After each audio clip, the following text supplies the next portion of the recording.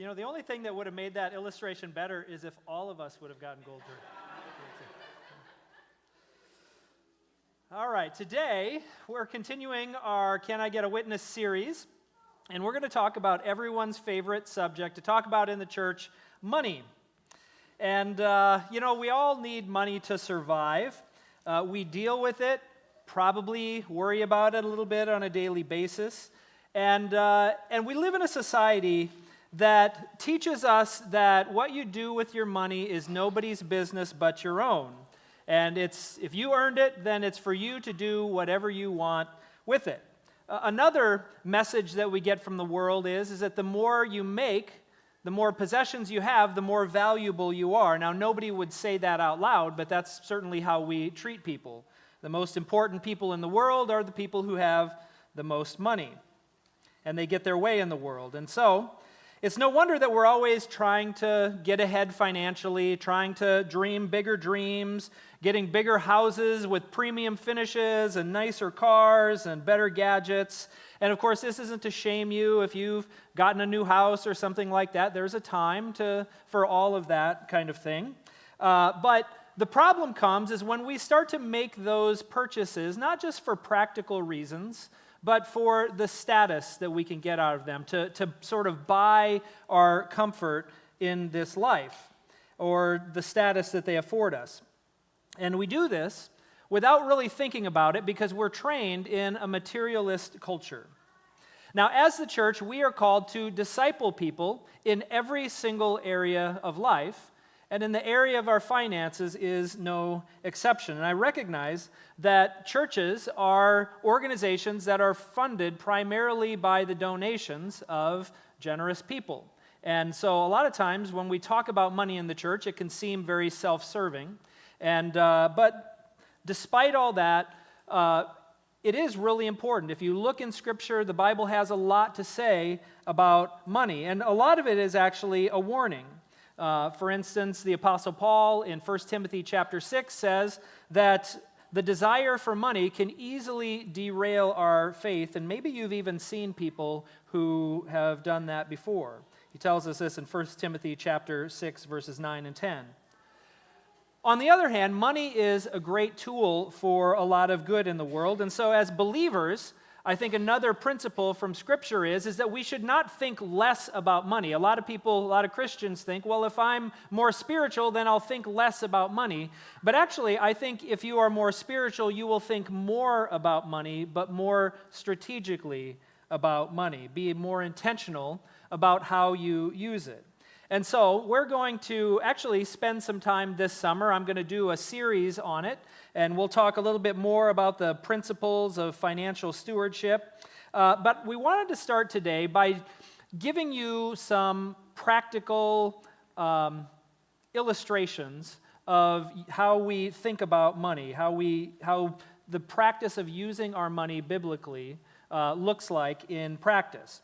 Now, you may not know, but we have a stewardship team at the church here, and the goal of the stewardship team is to help guide people in financial discipleship, to be able to think about and to use their money in a biblical way. And the goal is to just help us think better about money. And so we chose this group, not because they give the most, but because they've been faithful financially through the years, and it just seems, at least from the outside, that they're consistent in how they think about it and how they give and all of that. And so what we thought we'd do is we would pull them up here, or at least most of them, the ones who wanted to be up on the platform here, or maybe wanted is a strong word, but who agreed to be up on the platform and to talk about it. And we can talk a little bit about their attitude, how they think about giving, and how they think about finances. And so the purpose is not for them to stand up here and to say, hey, we've got it all figured out. Look at how great, look at how spiritual we are. But I do think that it's a great example and a great model for us to hear from other people who have been faithful with what they have. And so I'm going to ask the panel to come up today. So, and this is 4/5 of our stewardship team. So go ahead and come on up, and you can choose a chair, whichever one you want.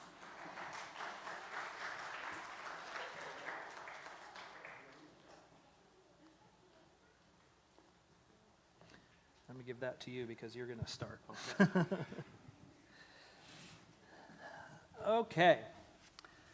So I think how we're going to do this is we'll kind of go through each of your stories, and we prepared ahead of time as we always do with these with these testimonies. So I want to start with Brian. And Brian, I just want you to start by introducing yourself for those who maybe don't know who you are. My name is Brian Tang. My wife Shelley and I, we've been attenders of Waite Park Church for approximately 13 years. We've been members for 10 of those years. My faith journey was pretty much, I did what I had to do when I was a kid. I was raised Catholic, did First Communion, got confirmed. Once I did the things that I had to do, I was done. Always a believer in God, but not very active in that. And so, yeah, it was pretty casual and not much to it until we came to Waite Park Church and started learning a lot more of being intentional about our faith. Yeah. Okay, so let's turn our attention toward finances. Can you take us back to the beginning? In talking to you, it sounded like maybe your parents didn't do a lot of intentional or specific teaching about money, but somehow you picked up this connection between work and money. So how did you get that message? Growing up, so I have 3 brothers, so there's 4 boys, all within 5 years, so we were very close in age. And we didn't have much money. Shelley's laughing at this here. We didn't have much money.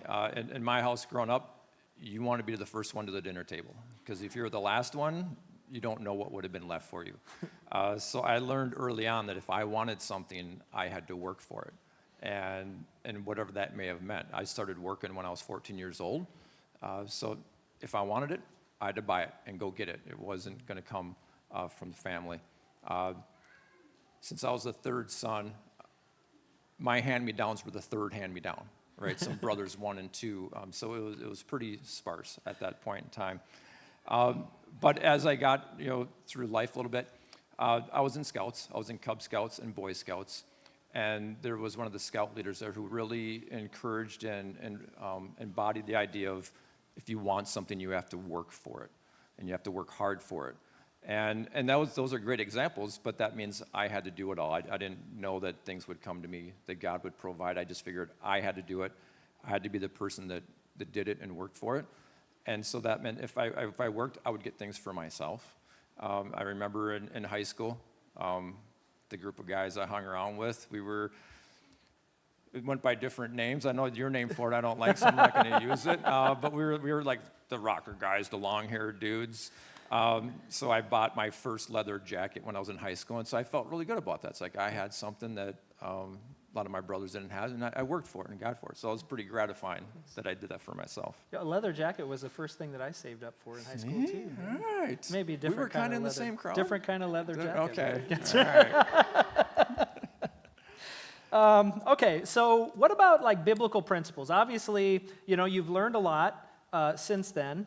And so what are the most important biblical principles for you when it comes to handling finances? What I've learned is that God will always provide for us. In whatever season of our life, there was enough, and specifically for Shelley and I and our sons, that God provided for us. And then I also learned that if we have enough, that means we can share that with other people as well. So that was the biggest principles. Like God's going to provide, and what does provide, don't keep it to myself. Let my family enjoy it, and then let's share it with other people as well. So with that, I had things, I had possessions. I love buying gear for my hobbies, whether it's hunting, fishing, music stuff. I love those things, and I like having things. Shelley jokes about during hunting season stuff, packages just show up with things in it. So I like that, but I also do appreciate and realize that those things came because of the talents that God gave me to earn a living, so I could buy those things. And so with that, then it's like, okay, well, be a little bit more gracious with that. Our family's needs were met. What can we do to help make sure other people's needs are met as well? Yeah. So I see a couple of things in your answer. The first is trusting God. with what he will provide, but at the same time, working hard. And those two things can maybe seem to contradict each other. Like, oh, should I just wait around and, let God provide, or should I work hard for what I have? But then the other thing is this attitude that you have that no matter how much I make, it's not for me to hoard, but it's to share, right? So did I get that right? Yes, that's true. Now, the correlation of that took me a long time. At first, it was I learned a good work ethic, and I worked hard, so I should get the things that I want. And maybe some of it is, when we had children and realized there's a lot of other people that could use things of that. So it was probably about my 30s is when I learned to trust God, and that God has gifted me with certain talents for things. Up until that point, my jobs and career paths were things that I thought I wanted to do and things that I thought I should do, and I thought they were cool. And then I really realized that God created me to be a certain person, and it wasn't glamorous. It's a blue-collar worker for 30 years. I really had a hard time actually admitting that. But once I admitted it, I really excelled at it and did really well and felt satisfied. And by excelling at it and doing well, I made a good living and been able to provide for our family. And then I realized, I'm excelling because I'm using God's talent that he gave me. And so don't keep that for myself. I wanted to make sure that the fruits that God gave to me that weren't just for me, but it was for God's kingdom. Yeah, God has definitely gifted you with, being mechanically inclined and being able to figure it, all of the blue-collar things. Yeah. And it's been really a great gift for you to be able to earn money for your family, but also to be able to serve the church and to serve lots of other people, because I know that you've offered those gifts to other people outside the church too. Okay, so you weren't in the church for quite some time, and so whatever giving you were doing was not to the church. And then when you came to the church, you said you started giving, but it was kind of more of a practical thing, like, oh, I need to do my part to make sure that we can turn the lights on and, do the things that we need. But your perspective has changed a little bit over the years, right? Can you talk a little bit more about that? Yeah, sure. We all came in and there's lights on. That's pretty awesome to be able to see and be able to hear. And so that was my mindset. But now we have solar panels. Right? That's awesome. And being a mechanical person, it's like, hey, the heat works, air conditioning is working, those things are great. That takes financial resources to make that happen. Excuse me. So I wanted to make sure to be a part of that. But as I got to be a part of that and got to be a part of the community of Waite Park Church and gain really enduring friendships with people, there was a lot more to just having a building that had the things about it. It was community, it was friendships, it was experiencing God's grace and God's love. And we want to make sure that other people get to enjoy that as well. We want to make sure that we have a place that people can come to and feel good about. Yeah, great. All right, thanks, Brian. Let's turn to Becca here. Okay, Becca, go ahead and start by introducing yourself for people who don't know you. I am Becca Ballard, and I've been attending Waite Park Church for 12 years. I grew up in a Lutheran church and went to Catholic school until 4th grade, where I was the family's Catholic school dropout and begged my mom to go to public school. Similar to Brian, after I was confirmed in 8th grade, I would have considered myself maybe a Creaster.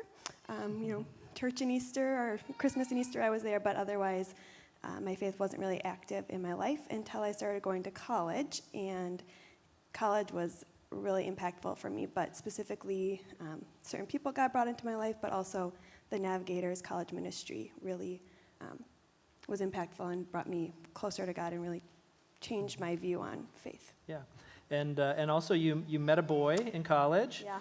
and got married after college. So then after college, did you go right to church and that, or how did that work for you?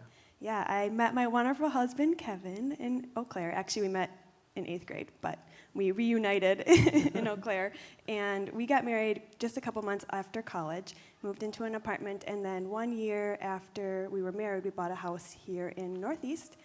I would say during that first year, we were checking out different churches. I grew up in a really small church and said that I never wanted to go to a small church.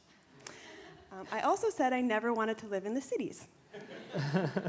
And here we have been in Minneapolis at a small church for 12 years. So Yeah. never say never, because God will use it for you. Yeah. But yeah, we were looking for different churches, and it just nothing felt right until we ended up coming to Waite Park. And I actually remembered last night, as I was kind of running things through my mind, during that time we had been putting aside money because we knew that giving was important, but never felt called to give to those churches that we were checking out. And then when we found Waite Park, it was right when the building project was starting to happen, and so we were actually able to use that money that we had set aside towards the building project, which is just really cool when you think back of how God works in various ways, in ways that you never would I don't think I expect. knew that. Yeah, I don't That's know. great. Yeah. 'Cause I do remember you came because we had just bought the building on the corner, and we had the big sign up Yep. there, and I think Kevin saw the sign, and he came and scouted it out by himself, and then like a couple weeks later, then I think Yep. the rest of you came, Yep. and at that time it was only 3 more of you, right? Right, yes. If those who don't know, Kirsty is my sister, and so, of course, when Casey and I came, then we made them come with us too, and they've been here as well. Okay. All right. So, okay. Now, speaking of money, you said your parents didn't really teach you a lot about money, but maybe more modeled it. Can you tell us a little bit more about that? Yeah. So I would say my parents rarely talked about money with us growing up, and looking back, I realize it's probably because they struggled financially and they didn't want to put that burden or that stress on us. And so it wasn't until later that I kind of realized some of these things when I was older. But I have a very vivid memory of being almost 14, not even legally able to work yet, and my dad told me I wanted an iPod, and my dad told me to go get a job. So I walked across the street to the gas station and I applied for a job. And I came back and told him I got a job. And my mom was livid. Like, what did you just do? Not that she didn't want me to work, but I don't think a gas station was probably her first choice of her 14-year-old daughter working there by herself. But I got my iPod, and I was able to do, buy the things that I wanted to buy for myself in high school and college. So I've had a job ever since that time. Yeah. So definitely taught you need to work to earn money. I also remember being in church, and they would pass around the offering plate, and my mom would rip out her check, and one time I opened it and I looked at it, and it was $70. And I looked at her and I was like, you are giving the church $70? It's like, and you won't even take me shopping.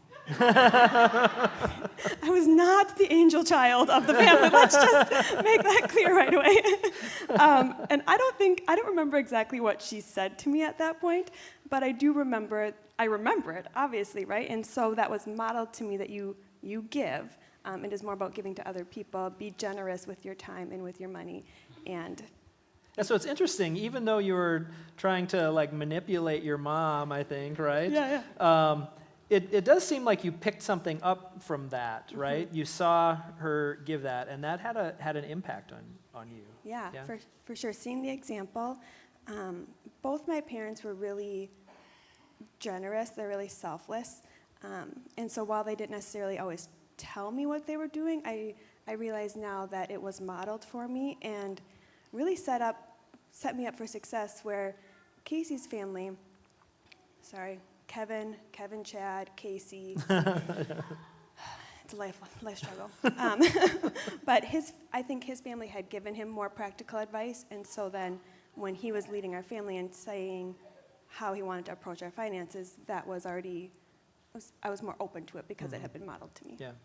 So then and I ask this of everyone, like, what is the most important biblical principle that has guided you when it comes to finances? Yeah. Well, the most important for me was realizing that it is a biblical principle. So that was like step one of, the Bible talks about this. Okay. And I don't necessarily say I wouldn't say this is the most important, but maybe the most helpful for me and for our family is looking back at the Old Testament, and the word tithe actually translates to a 10th part. And historically, the Israelites gave 10% of their crops and livestock, their produce, right, their first fruits, they gave back to the priests at that time. And so for us, that's always been the principle we've followed is 10% of our income we give back to the church. So as a practical matter, as people are if they don't do that, so does that mean that you like sit down and you calculate it out, and how do you do the 10% thing? Yeah, I realize not everyone enjoys numbers. Both my husband and I do enjoy numbers. Okay. So we like Excel spreadsheets. But yes, we sit down, and anytime there's a change in one of our jobs, we will sit down and calculate that out, and then we set up the automatic giving because it just makes it really seamless now that we have that opportunity to do it. But yeah, I mean, even some of you know I used to work full-time in a pretty stressful job, and that was something we had to consider is if I take this pay cut, that also impacts the church and our giving abilities, which was something we had to think about. Sure, yep. Okay, so one of the key principles that we teach about, and I think one that you guys kind of all mentioned in our conversation, is this idea that we are not the owners of what is in our possession. We are just stewards. It belongs to God, and we are stewards of it. So can you explain the difference between those two things and how that motivates you? Yeah, this is a huge motivator for me and really is what helped me to process through giving better. Ownership's really about like rights and control and possession. It's mine and I can do what I want with it, right? We've probably heard that. Stewardship is more about responsibility and care, kind of managing our assets and roles and thinking this is mine to use. And so when I think of those finances and everything in my life of something that God's entrusted to me, whether it's my husband, my kids, my car, my home, my work, it's mine to manage well, and I want to make sure I give it back to him because he can give and take away anytime he wants. Yeah. He's given me those things, and so I want to honor him with them. Yeah. So when we chatted about this earlier, you said one of the challenges for you is that you have a tendency to get jealous of other people's stuff. And so, of course, then if you are, and you look at them and you say, well, they can afford it because they're not regular givers, right? So how do you sort of console yourself with that? Or how do you like stay the course and sort of stave off those temptations? Yeah, definitely not proud of that, but it's very true. Even the neighbors pulled up with their brand new pontoon yesterday. I was like, that looks nice. But yeah, it's hard sometimes, and really one of the first things I do is confess it, honestly. I think bringing it into the light is huge, right? If you just let it fester in your heart and your mind, that's not helpful. And then Acts 20:35 is one of the verses that I come back to a lot of. It's more blessed to give than receive. It's more blessed to give than receive. And when I can kind of go back to that, I'm reminded of that, and I remember the times that I've given, and it feels good, right? I also pray and ask God to change my heart a lot. Yeah. Yeah. It's a work in progress. One of the things that I think about when it comes to that is I think about through my life, I've often had buyer's remorse, but I've never had giver's remorse. Right. I can't think of a single time that I've given, and even given like more than maybe I really wanted to, that I've regretted it. Never have. So. Yeah, the other quote that comes to my mind a lot is comparison is the thief of joy. Yeah. Yep. Okay, thank you. Terry, let's move on here. You've been around a little longer than the others, so you want to tell people a little bit about who you are and where you've come from? Such a kind way to say it. Well, Leah and I have been attending Waite Park for 44 years, so that's a while. My father was a Wesleyan pastor in Emily, Minnesota, which is 150 miles north of here. When we moved up there, there were 372 people. And now it's almost 600, so it's really had a growth spurt. In the town, not in the church. In the town. Right. But the joke always was you were either Catholic, Wesleyan, or heathen, and everyone knew who everyone was. So, but when I was a teenager, I would go down to the youth camp down in Iowa when the campground was down there for youth group stuff. And so Waite Park also had an active youth group, so I got to know a number of the then teens from Waite Park. down at camp, even though I didn't see them much of the rest of the year. But because of Waite Park's youth group, I grew up knowing about the church. So after high school, I went to Houghton for college. Then I went on to law school. I met Leah while I was in college. We got married after after my law school. We got married in 81, and then I graduated in 82. When we came back here, there wasn't even a question about where we were going to church. Leah, I don't know, Leah still says, I just took her there, and she didn't even really have a choice about it. Okay, that's good to hear. Okay, so you said you grew up as a pastor's kid, Yeah. right? And so I'm guessing that maybe you received a little bit more instruction about finances than the others? Well, I mean, my dad was always very diligent about keeping track of his finances. I think because in some ways there was so little to keep track of, you really had to have a budget and know how to stay with it. Mm-hmm. I think his first salary was $45 a week. So, yeah. It was not much. But, I mean, Dad would do some other jobs around town. My mother would do some things. My brother and I had jobs from the time we were probably 12, raking and lawn mowing and snow shoveling and just all sorts of stuff. Yeah. And I think one of the lessons was when we were paid for jobs, tithing was just a given in our house. I think my parents' example, they gave 20% on a very low salary and raising 4 kids. Yeah. And, I look at our situation now, it's hard for me to imagine not doing that. I look at the faithfulness of God to them and to our family. Yeah. It's almost like what other response could there be? And you said that you remember them, praying about finances, and then just trusting that God was going to provide. Yeah, I mean, there were a lot of times there were bills coming due, and they didn't know how they would pay for them. Yeah, and they continued to give. So you're in a very different situation today than what you were back then, growing up as a pastor's kid, seeing your parents pray just to give them what they needed day to day. You've been a lawyer for many years, have made a good living, don't have to worry much about your daily bread. So in what ways is your approach different today than like your parents or even when you were growing up, thinking about it when you had very little? Well, it's true. I mean, we've been remarkably blessed. We've been able to put aside savings, and, with enough time, the stock market generally rewards investment. And so it's made it possible that when, bigger projects have come up, whether it was remodeling the church or solar panels or whatever,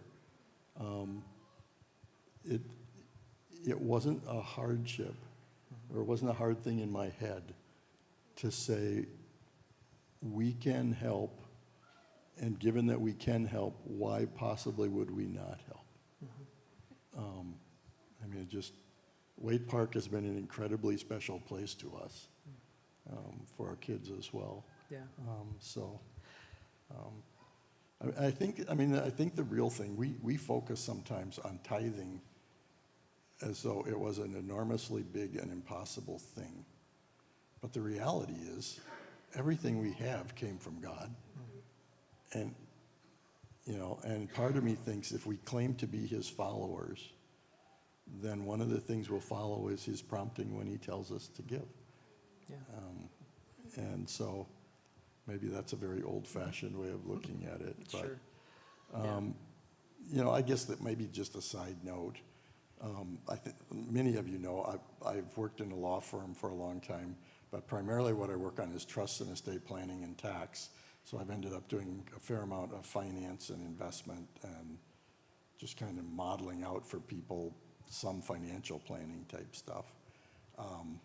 I'm not a professional investment advisor, but if people do have questions sometime to say, somebody has suggested we should invest in this or whatever, I'm happy to, if you want to say, what do you think? I'm happy to talk about it. I'm not looking to butt into people's finances, but if you want a second opinion sometime, Yeah.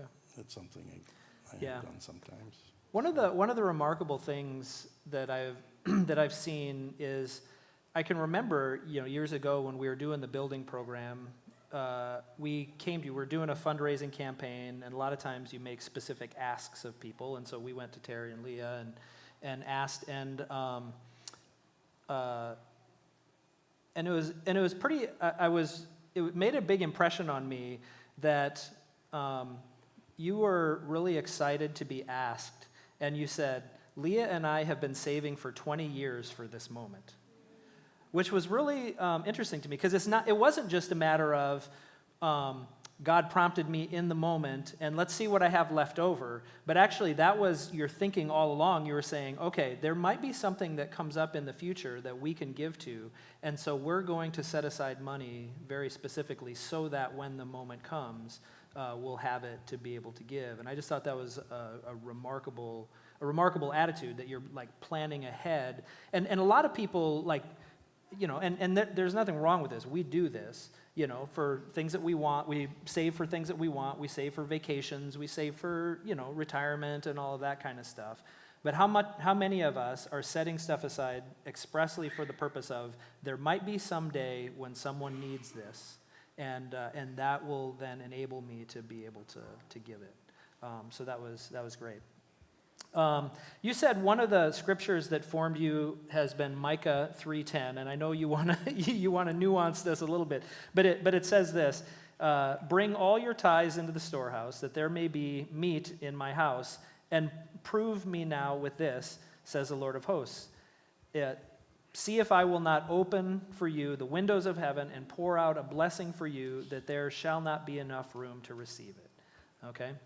So why has that been a meaningful passage to you? Well, maybe I should start out by saying what I think it doesn't mean, which is that somehow we play God and put God to the test and say, I will give this, now I want to see what you give me. That isn't what it means. Right. I think giving is just our expression of gratitude back to God, acknowledging that what we have is a result of his blessing, and knowing he has provided for us this long, having faith that he will, by his very character, he will continue. So just thinking about God as continuously being a giving God, and then trying to follow that example. So. Yeah. Okay. Thanks, Terry. All right, Jacob, start by introducing yourself. Yeah, so I'm Jacob Hepner, and we've been coming here for about 3 years, I think. So I grew up the child of a Baptist pastor, and he's actually here today, which is crazy. This is the first time. And my mom is a nurse, and when I was growing up, my dad was a church planter. So he planted 2 churches while I was a kid. So then, I went off to college and then immediately joined a church plant, as you obviously do. So for me, this is actually kind of a large church.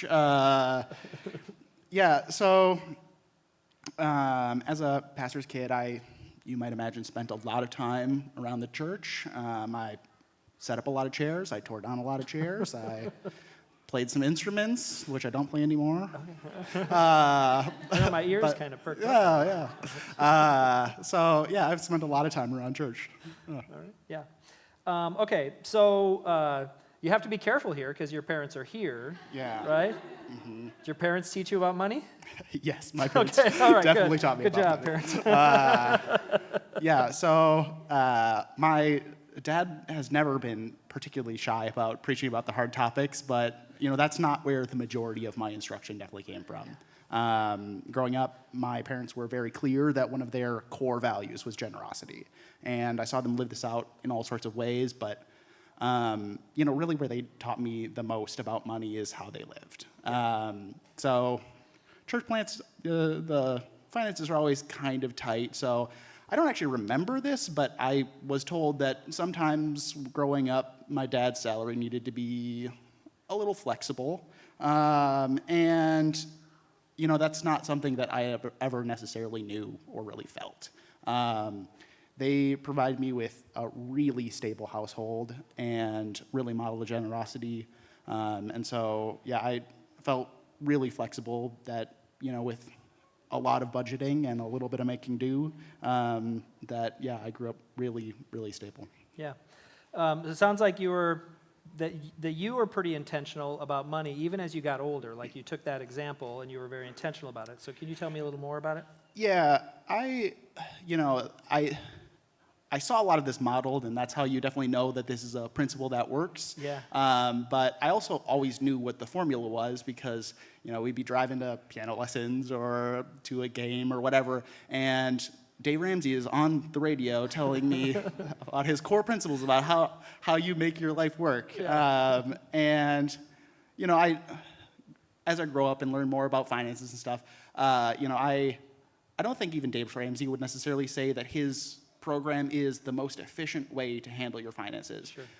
But they are a really simple core set of, a foundation where, if you follow a lot of the things that he preaches about, then it can go a really long ways towards setting you up for a really a secure financial footing. Yeah. Yeah, and I like that you, listen to financial advice, and you have to be careful who you listen to. I think you want to stick with someone who has has biblical foundations and all of that. And I think, I mentioned it earlier. Like for my money, one of the best biblical passages when it comes to handling finances is the parable of the shrewd manager that we find in Luke chapter 16. And it's kind of a weird parable because Jesus seems to commend a guy for being shady. But actually, at the very end, the point that he makes at the end of that parable is he says this is Jesus. For the people of this world are more shrewd in dealing with their own kind than the people of the light. I tell you, use worldly wealth, and there aren't many parables that Jesus actually tells you the point of it, but this is one that he does. Like, if you have any trouble figuring this out, let me just tell you what I'm saying here, right? He says, I tell you, use worldly wealth to gain friends for yourselves, so that when it is gone, you will be welcomed into eternal dwellings. In other words, he says, people of this world are really intentional about using their finances to get what they want. How much more should people of the kingdom be intentional about using what we have to get the kingdom what it wants, to give the king of the kingdom what he wants? And so we shouldn't think less about how we use money. We should actually think more and be more intentional about how we do it. And the difference is that rather than thinking so much about what I'm going to buy, the things that I want, and how I can set myself up and increase my status in the world, I need to ask the question, okay, how does this advance God's kingdom? Okay, you said one of your go-to scriptures is from Matthew 6:25. So can you say a little bit more about that? Maybe let people know what is Matthew 6:25? Yeah, so I'm sure many of you recognize the at least section that's coming from. This is coming from the Sermon on the Mount. And if you had to guess, you're probably thinking the passage that's immediately before it, where it's don't store up your treasures on earth, store up your treasures in heaven. I'm not the kind of guy who's looking to have the most, right? Like, I'm as guilty as anyone of being like, oh, what if I bought Bitcoin at 20, right? But you're not going to actually see me burning the midnight oil trying to get ahead of my neighbors. That's just not my proclivity. What I am is, and again, generosity is one of my parents' core values, but I have brothers that are very similar to me, so I can use them as a reference to really see my innate nature, which tells me that I'm a bit of a miser. I'm kind of a Scrooge. It doesn't matter what I'm doing. If I'm pulling tape off the dispenser, I'm thinking, can I use less tape? And it's just this background process in my head, right? So Matthew 6:25 says, "Therefore I tell you, do not worry about your life, what you will eat or drink, about your body, what you will wear. Is not life more important than food, and the body more important than clothes? Look at the birds of the air. They do not sow or reap or store away in barns, and yet the heavenly Father feeds them. Are you not much more valuable than they? Who of you, by worrying, can add a single hour to his life?" That's the passage that really speaks to my heart, right? I'm so guilty that every time I give away something, the first thought I have is, after I give this away, will I have enough, right? And so generosity is just like not my default state. And so, the process that I'm on is just slowing down and having enough gratitude to see how generous God has really been to me and to my family. And he has been so, so good to us. And so when I really slow down and I read this, I recall this type of passage, it recalls me to the Garden of Eden, right? I don't know about what you read when you read when you read about the Garden of Eden, but it's not full of Lamborghinis and fancy vacations, right? It's full of trees with fruit on them and a lot of friends, right?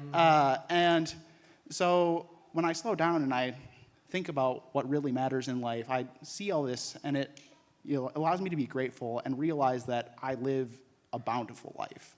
And that's the kind of mindset that allows me to really be cheerful when I give, to realize how much I have, and that by giving away, I can really just spread God's love and his care. So it seems like simplicity is a big part of that. And one of the things that I found is that the more you have, the more you have to worry about. Yeah. Right.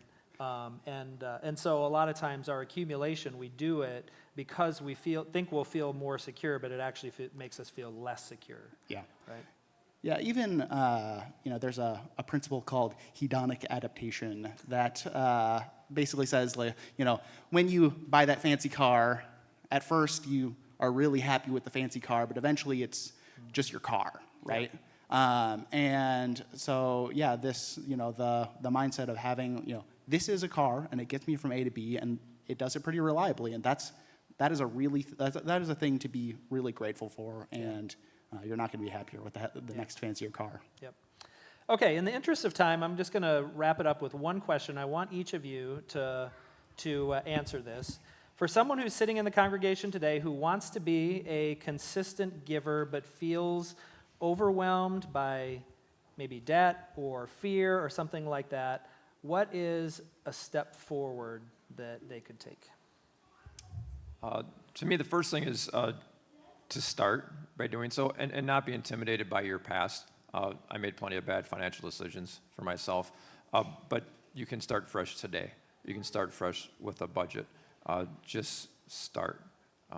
Start being intentional about your money, thinking about your money, talking to God about your money, praying about your money, and start doing it. Yeah. Okay. Yeah, my first thought is pray, right? Especially if there's that fear aspect of it. And then really practically put it as the first line item on your budget. Take it out right away, and then see where the other things fall into place. And maybe we don't get Starbucks coffee this week. And that $8 goes to the church, right? You can start anywhere. Start small. Yep.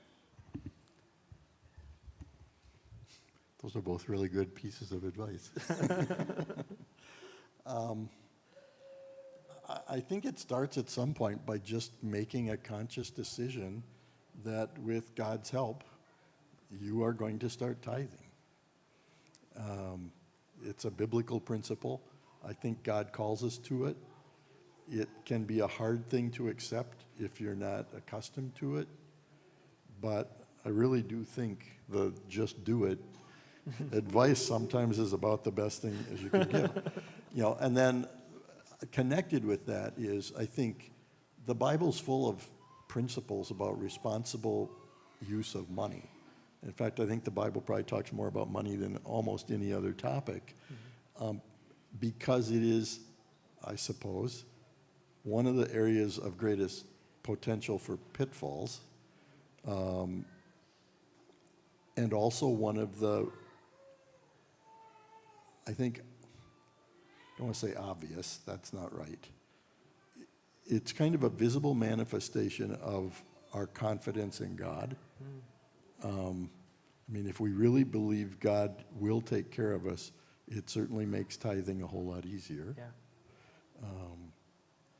You know, I think one of the things I find is I think people who tithe regularly probably are also a little more aware of their finances. I mean, they've taken that item into account, so just in terms of paying attention to personal finances, which I still think in America, it's weird to me that a lot of high schools don't have any course in financial management and instruction. They think you need calculus more than you need financial management. And for most of us, it isn't true. But you know, I think those, you know, and if you're married, I guess, work together on a budget. So those would be the main things, Okay. I think. Yeah, I'm going to go along with that, and I say, you know, a lot of the stuff I hear when people talk about this, they start by saying, oh, you should be budgeting.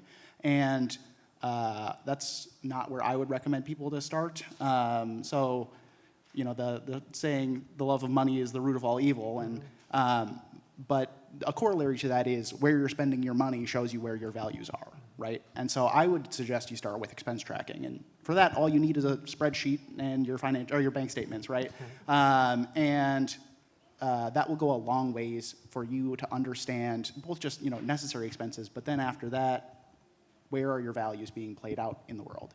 And once you have a better understanding of how your values are currently playing out, then it's a lot easier to take the next step to ask, how could my spending reflect God's values more? Yeah, great. Okay, let's give the mic back to Brian. Like I said, this is 4/5 of our stewardship team. Terry Werner is the other. I don't know if is she in here today? Making root beer floats. Yes. Okay. So Brian, would you just very briefly talk about what is the role of the stewardship team and what are some things like over the next year, couple of years that you guys are planning in order to help with this? Sure. The role is to have conversations like this that were not supposed to be conversations you're supposed to have, that we can actually have a sermon about finances and make it feel comfortable that it's okay and it is God's mission for us. In the future, Jacob had mentioned about financial peace. We want to make sure that we can offer that, so we'll work that into our small group seasons at some point. Financial peace or something along those lines so that you can have a resource that if you didn't have a resource and nobody taught you about money or what to do with money or God's plan for your money, that we can have a class where you can learn that and just continuing the conversation of finances and just make it comfortable that it's okay to talk about finances. Yeah. Okay, great. Terry, I'm going to put you on the spot here. I wonder if you would be willing to close us in prayer as the worship team comes forward. Sure, let's pray. Father, thanks for this service. It's probably unlike any I've ever been in before. But it's a good thing to be talking about because your word makes it clear that how we handle our finances is not just a financial matter, it's really a spiritual matter.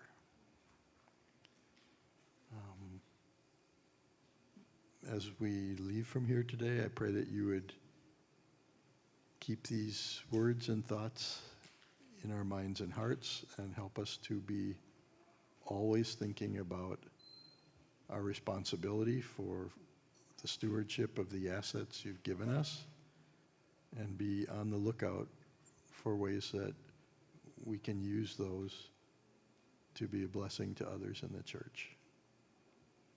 Thanks for Corey and his leading this discussion today and leading our church. In Jesus' name, amen.